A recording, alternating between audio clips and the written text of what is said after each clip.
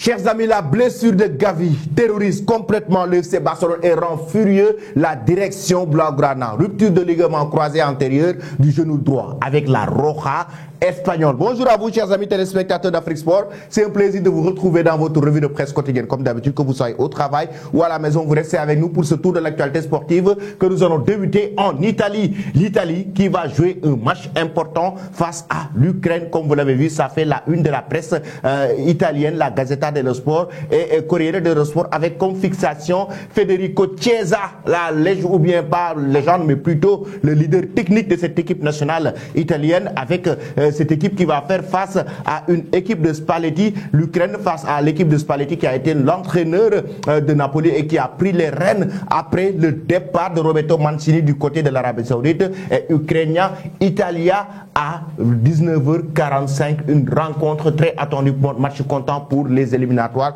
de l'Euro 2024. Avec cette nouvelle génération italienne et avec Spalletti, les nouveaux joueurs qu'il a amenés au sein de l'équipe nationale, la nouvelle ère qu'il a amenée après le départ de Roberto Mancini, pensez-vous vraiment que l'Italie va décrocher non seulement la qualification mais aussi va remporter l'Euro 2024? Il faut rappeler que c'est le tenant du titre de la dernière édition de l'Euro. Après cela, nous allons parler du Portugal qui a battu cette équipe d'Islande sur un score de 2-0. Et oui, le Portugal, chers amis, qui continue carrément ses performances après avoir enregistré une belle victoire. Il y a de cela quelques jours, le Portugal a encore une fois enregistré une belle victoire face à l'Islande, comptant pour aussi les éliminatoires de l'Euro 2024, avec Cristiano Ronaldo qui avait carrément évoqué qu'il va participer à cette compétition. À 38 ans, la star portugaise estime qu'il va jouer l'Euro 2024 et pourquoi pas aussi il a évoqué qu'il va jouer la Coupe du Monde 2026. Il a fait la fixation de Oyoro, le journal portugais, tout comme Record, qui parle non seulement de cette belle prestation des Portugais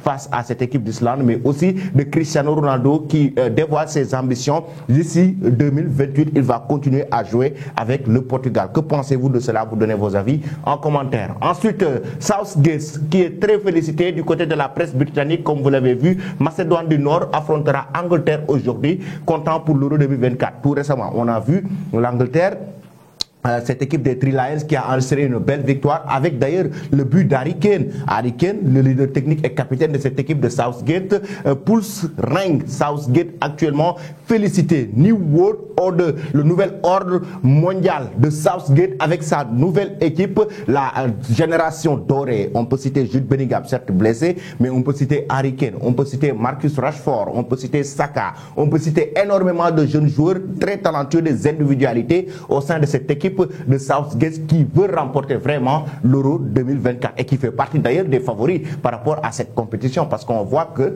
l'Angleterre a quand même une très bonne équipe avec des individualités mais aussi des joueurs très performants au sein de leur club respectif. Maintenant, pensez-vous vraiment que cette équipe va remporter la prochaine édition? J'aimerais avoir vos avis là-dessus en commentaire. Maintenant, on va parler de la rencontre qui opposait la France à Gibraltar.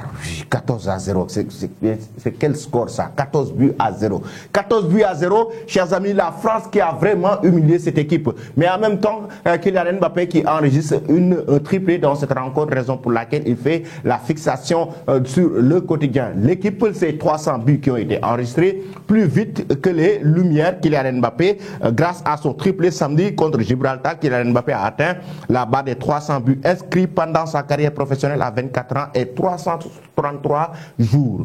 L'attaquant français devance notamment Lionel Messi et Cristiano Ronaldo. Vous l'avez vu, Mbappé, l'étoile filante. Le Français a atteint le cap des 300 buts samedi à Nice à 24 ans. Aucun de ses contemporains, ni Cristiano Ronaldo, ni Lionel Messi, n'a été là à son âge. On ignore si le Parisien durera aussi longtemps, mais s'il continue d'élargir son registre devant le but. Voici donc le classement. Comme vous l'avez vu, à 24 ans, Mbappé marque 300 buts.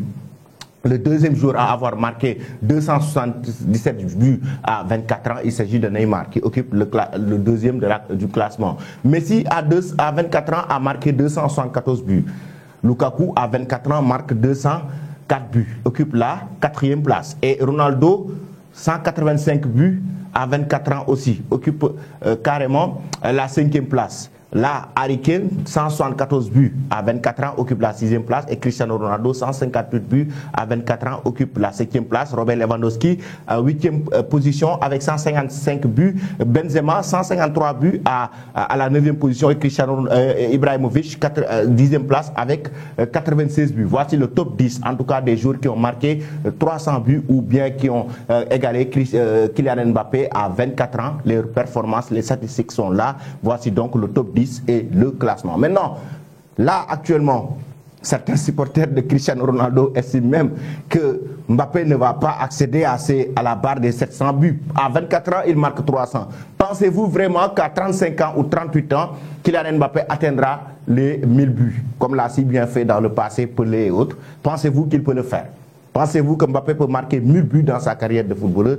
Donnez vos avis en commentaire. Ensuite, c'est la grosse blessure. Ouh, Gavi. Quelle blessure de Gavi. Les gars, quelle blessure de Gavi. Une rencontre qui a été finie par une belle victoire d'ailleurs de la Roja espagnole. Et Gavi, Ferran Torres qui lui rend un vibrant hommage. Un prix cher. Un precio muy caro, un prix très cher, la victoire de cette équipe espagnole à cause de la blessure de Gavi. Il s'est blessé au genou et roto, cassé, comme l'a si bien titré le quotidien sport. Pourquoi? Parce que c'est une rupture de ligament croisé du genou droit antérieur et vraiment Gavi a eu une blessure incroyable.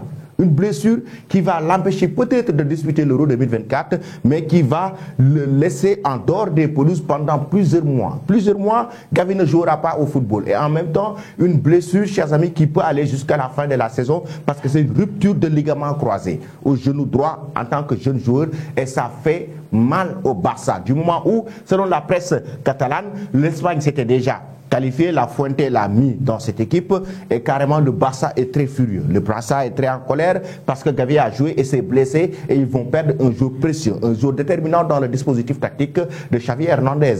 Raison pour laquelle la direction catalane est très furieuse et très en colère contre la Fédération espagnole de football et en même temps, du moment où l'Espagne s'était déjà qualifiée avant de jouer même cette rencontre face à Géorgie, et là on a vu que c'est un Gavi qui est blessé et qui va handicaper le Barça aussi pour le reste de la saison.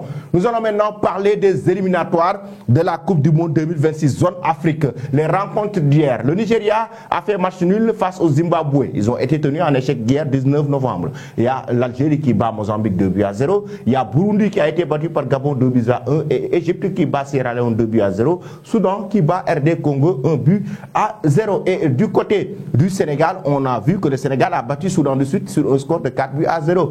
Et oui, des records, un centenaire et récital, comme l'a si bien évoqué le quotidien Stade, le média sénégalais. Mais ce qui fait en tout cas la fixation ou bien même ce qui fait carrément qui attire l'attention, c'est que Sadio Mané qui accède au panthéon des centenaires. Sans sélection enregistrée avec l'équipe nationale du Sénégal, lui qui a débuté en 2012 avec cette équipe nationale du Sénégal. Sadio Mané est à 100 sélections avec le Sénégal, 40 buts inscrits. Il a marqué un doublé dans ce match, ce qui lui permet d'enregistrer maintenant 40 buts avec l'équipe nationale du Sénégal et pour devenir le meilleur buteur de l'histoire de l'équipe nationale du Sénégal avec 40 buts, mais en même temps, il enregistre 100 sélections avec le Sénégal. Chers amis, que pensez-vous de la légende sénégalaise? Vous donnez vos avis en commentaire. Restez connectés sur Afrique Sport pour ne rien rater de l'actualité. Merci et très bonne journée.